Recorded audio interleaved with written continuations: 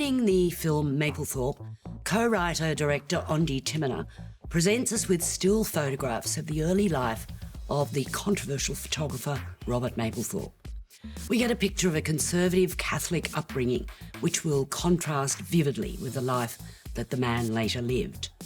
Matt Smith of Doctor Who fame plays Mapplethorpe, and his adult story begins in 1969 in Brooklyn, where he gently extracts himself from the Pratt Institute, a reserve officers training corps, to head to New York, where, as a penniless artist, he moves into the Chelsea Hotel with future punk poet laureate Patti Smith, Marianne Rendon. His encounter with David Crowland, Thomas Philip O'Neill, introduces him to the world of homosexuality, to separation from Paddy, and to a lifelong relationship with friend, lover and mentor Sam Wagstaff, John Benjamin Hickey. The gift of a Polaroid camera turns his focus to photography, and Sam's birthday present of a Hasselblad single lens reflex camera is key to his later success.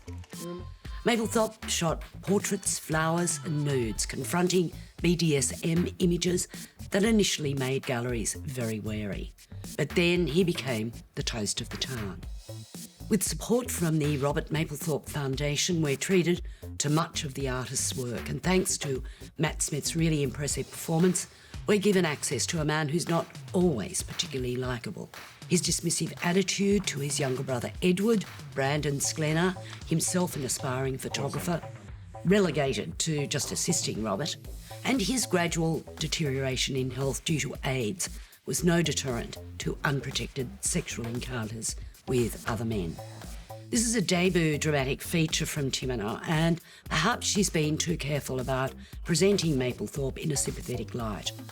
Her use of a 16mm film with occasional flashes of Super 8 is distracting, but in depicting the artist as a man who wanted to leave behind a legacy of beauty and affection, she has been assisted enormously by the artist himself. No, I thought this was interesting up to a point, but it's rather linear and rather tepid, I thought, as a portrait. And I wondered if the Mapplethorpe Foundation had had too much of an impact on the making of it. It's so sort of straightforward in a way, and the descent, as it were, into a life of bondage and all the things that he gets up to when he decides that Patti Smith's not the way that he wants to live. And that, by the way, I thought that relationship was a bit like a 70s telly movie in the way it was presented. But the descent into the kind of debauchery just is not very convincing, I thought. The whole thing just left me, it was interesting enough to see the works, I think, and the works have enormous power when you see them. They're astonishing, but the film itself lacks that kind of power, that dynamic. That's what I mean. The film wouldn't work without Mapplethorpe's work in it. Yeah, very much. As you say, it's assisted by the work of the artist, very much so, yes. A pity, because it's such an interesting story and his work is so fascinating on so many levels, but the film itself is just a bit dull. Well, it seems that they're trying to be a little bit too careful. Yeah. And actually, I think he was most probably a terribly difficult person. And that it doesn't really come to grips with the character.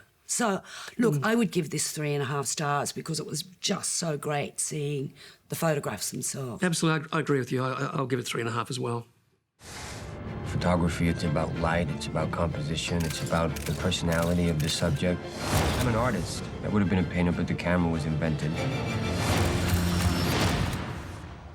What gives you solace?